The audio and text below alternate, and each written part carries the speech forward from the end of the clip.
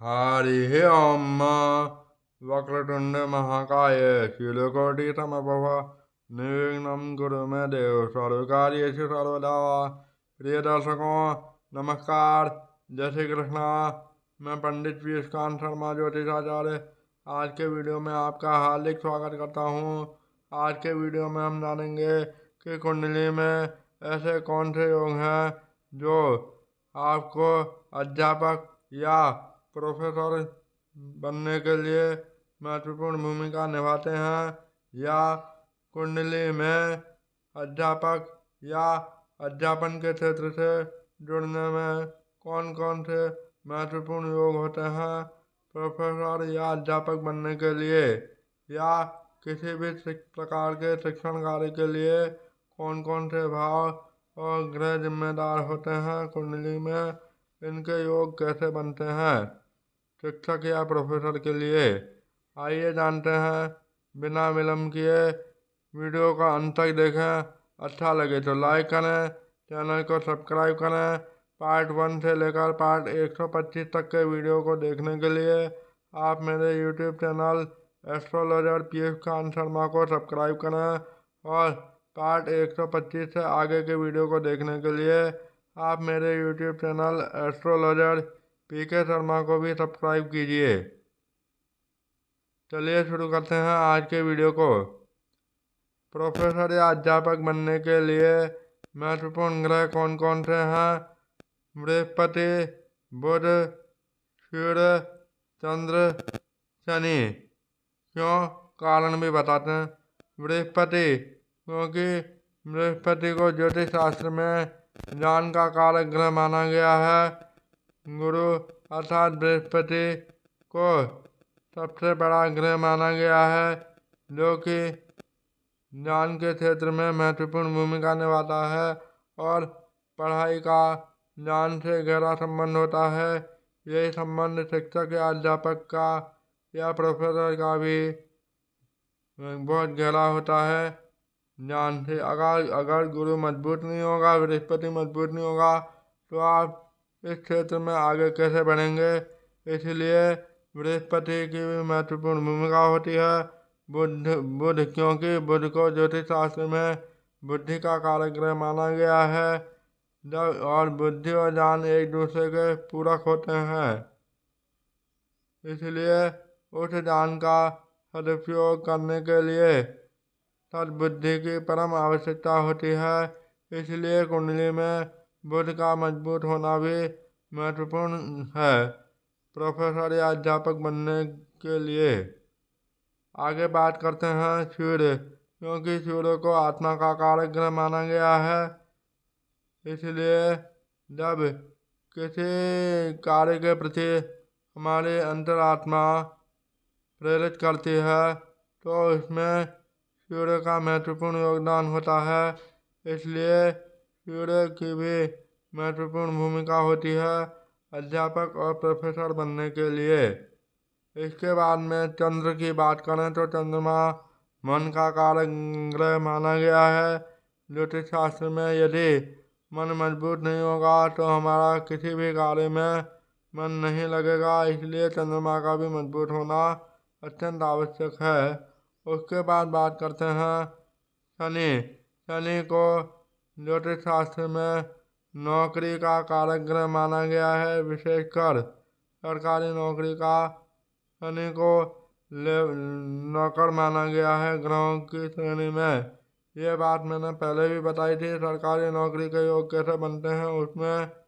तो इसलिए शनि का भी महत्वपूर्ण योगदान होता है। उसके बाद में लग्न की बात करें, क्योंकि लग्न जो है हम स्वयं हैं, हमारा शरीर है, हमारे आचार विचार हैं, हमारे सोचने की क्षमता है, हमारा व्यक्तित्व है, और आदि सभी लग्न पर निर्भर करता है। इसलिए लग्न और उसके स्वामी को भी बलि होना अत्यंत आवश्यक है किसी भी कार्य के लिए, किसी भी कार्य क्षेत्र में सफलता के लिए। उसके बाद में त्रिकोण के भावों की भी महत्वपूर्ण भूमिका होती है, क्योंकि त्रिकोण का भाव जो है पहला 5वां और 9वां भाव कहलाता है। ये वाला भाव, ये पहला, ये 5वां और ये 9वां भाव, ये त्रिकोण के भाव कहलाते हैं। प्रथम भाव के बारे में मैंने आपको बताया। पंचम भाव जो है बुद्धि का कारक ग्रह है, बुद्धि का भाव कहलाता है।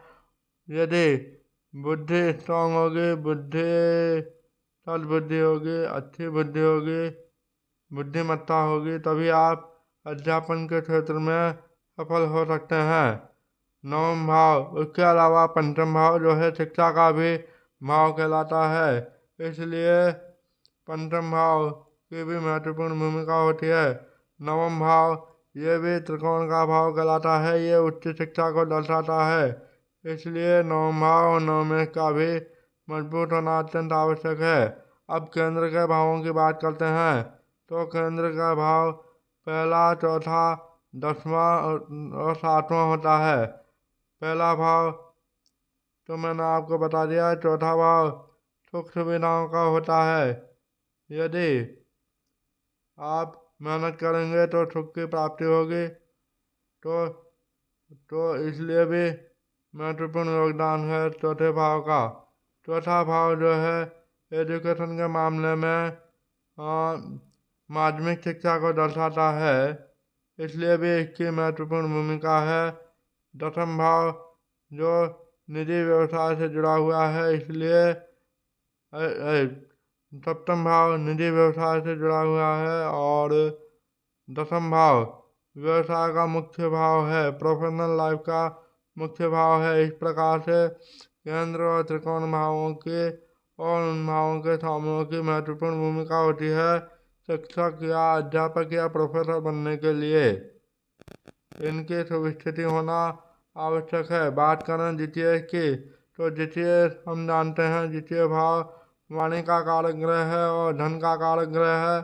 तो वाणी अर्थात आपके बोलने की क्षमता कितनी अच्छी है, इसके बारे में द्वितीय भाव से पता लगाया जाता है, उसके स्वामी से पता लगाया जाता है।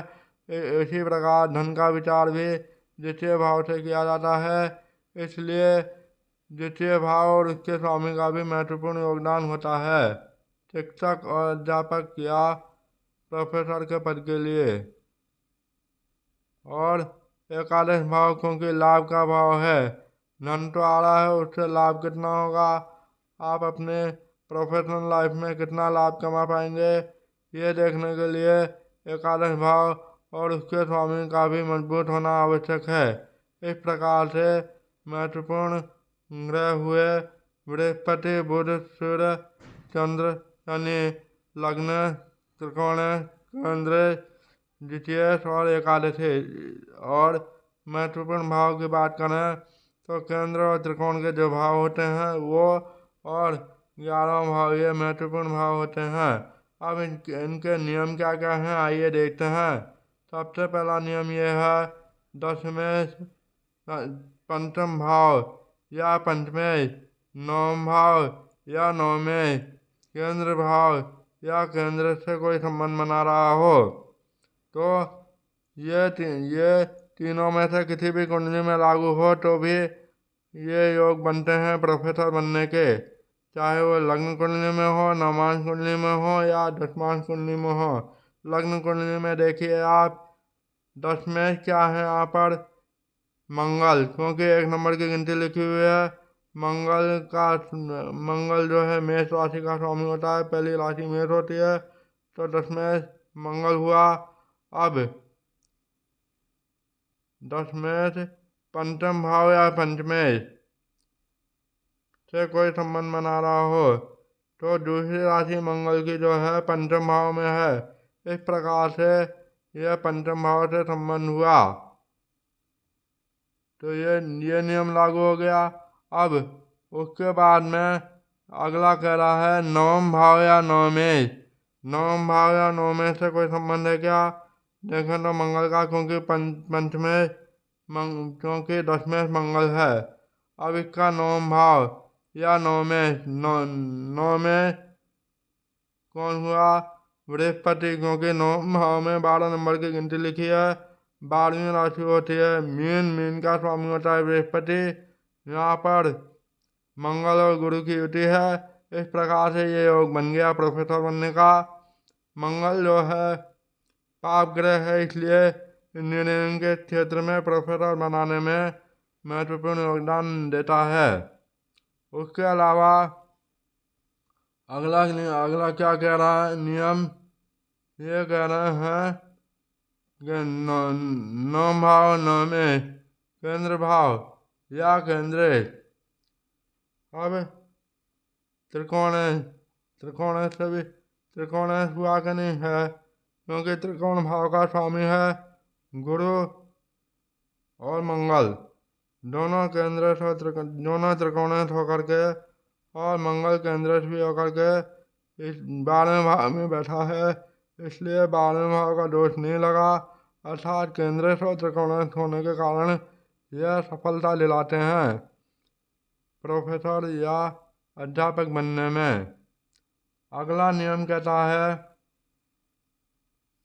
दसम भाव का बृहस्पति या बुध से कोई संबंध हो। दसम भाव या दशमेश का बृहस्पति या बुध से कोई संबंध हो तो दसम भाव में कौन सी राशि है? मेष राशि। मेष का स्वामी कौन है?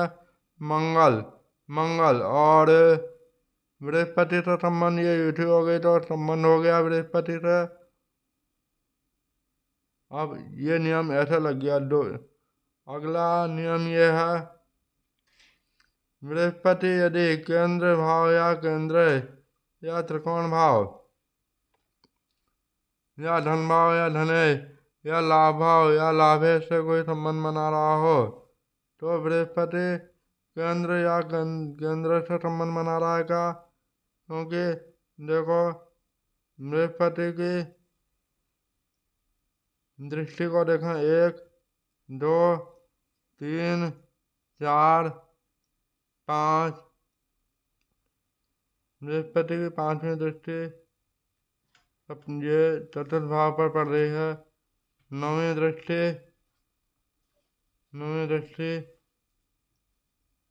1 2 3 4 5 6 7 8 9 और 7वीं दृष्टि बृहस्पति की अपनी राशि पर पड़ रही है, इसलिए भी यह योग हो गया प्रोफेसर बनने का। उसके बाद में त्रिकोण भाव में बृहस्पति की राशि बैठी है तो यह भी योग हो गया प्रोफेसर बनने का। उसके बाद में बात करते हैं, अगला नियम कहता है बृहस्पति लग्न कुंडली, नवमान कुंडली, दशमान कुंडली में शुभ स्थिति में हो, स्व राशि का हो या मित्र राशि का हो या उच्च राशि का हो या दृष्टि हो या राशि परिवर्तन हो तो यहाँ पर देखिए स्व राशि पर दृष्टि है बृहस्पति की।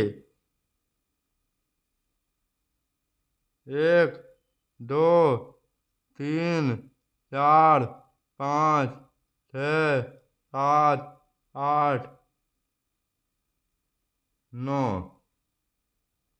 1 2 3 4 5 6 7 स्व राशि पर दृष्टि है।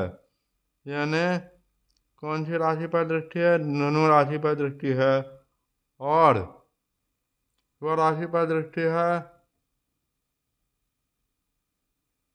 इसलिए ये नियम भी लग गया यहाँ पर। या फिर युति हो, किसकी युति है यहाँ पर? दशमेश और नवमेश की युति है 12वें भाव में, तो ये नियम भी लग गया। ये 4 नियम हो गए। और 5वां नियम कहता है अधिकांश ग्रह जो स्वभाव राशि यानी मिथुन, कन्या, धनु और मीन राशि में हो, गुरु की राशि में या बुध की राशि में अधिकांश ग्रह हो,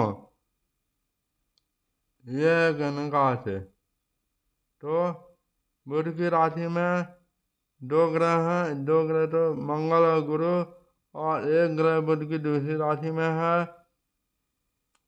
राहु, और गुरु की राशि में केतु है। तो 2 और 4, 5 में से 4 ग्रह, 10 में 9 में से 4 ग्रह जो है इन राशि में है, इसलिए एक योग ये बन गया। ठीक है, पांचों पांचों योगों का छठा योग कहता है पंचमेश बली होकर त्रिकोण भाव या त्रिकोण से कोई संबंध बनाए तो पंचमेश। अब ये सारी स्थितियाँ नवम भाव, सॉरी, नवमांश कुंडली और दशमांश कुंडली में भी देख लीजिए। मंगल जो है यहाँ पर पंचमेश क्या है, शनि। नवमांश कुंडली में पंचमेश शनि है। शनि जाकर के अपनी नीच राशि में बैठा है, तो ये तो योग बनेगा नहीं। त्रिकोण या त्रिकोण भाव से संबंध ये नहीं बनेगा। दशमांश कुंडली में देखिए, दशमांश कुंडली में भी गुरु और मंगल की युति है। मंगल यहाँ पर दशमेश और पंचमेश है। गुरु यहाँ पर त्रिकोणेश है, दोनों की युति है। दोनों की युति यहाँ पर भी बुध की राशि में है और लग्न कुंडली में भी बुध की राशि में है, तो ये योग बन गया। अब पंचमेश बली होकर केंद्र या त्रिकोण के भाव से कोई संबंध बना रहा हो। पंचमेश यहाँ पर क्या है, मंगल है, बलवान, यानी बली होकर के केंद्र या त्रिकोण से कोई संबंध बना रहा हो, तो केंद्र में दूसरी राशि है मंगल की, तो एक संबंध हो गया। त्रिकोण, दूसरी राशि गुरु की त्रिकोण में है, कौन सी, बृहस्पति की राशि, मीन राशि, तो एक संबंध ये हो गया। इस प्रकार से ये 5-6 नियम ऐसे हैं जो शिक्षक या प्रोफेसर बनाने के लिए महत्वपूर्ण योगदान देते हैं। और मंगल की भूमिका अधिक होने से, मंगल और गुरु की भूमिका अधिक होने से या प्रभाव अधिक होने से इन भावों पर ये जातक जो है इंजीनियरिंग कॉलेज में प्रोफेसर के पद पर हैं, ये जातिका। आशा करता हूँ आपको ये जानकारी अच्छी लगी होगी। अच्छी लगे तो लाइक करें, चैनल को सब्सक्राइब करें और ज़्यादा से ज़्यादा लोगों से शेयर करें। मिलते हैं अगले वीडियो में किसी नई जानकारी के साथ। तब तक के लिए नमस्कार, जय श्री कृष्णा।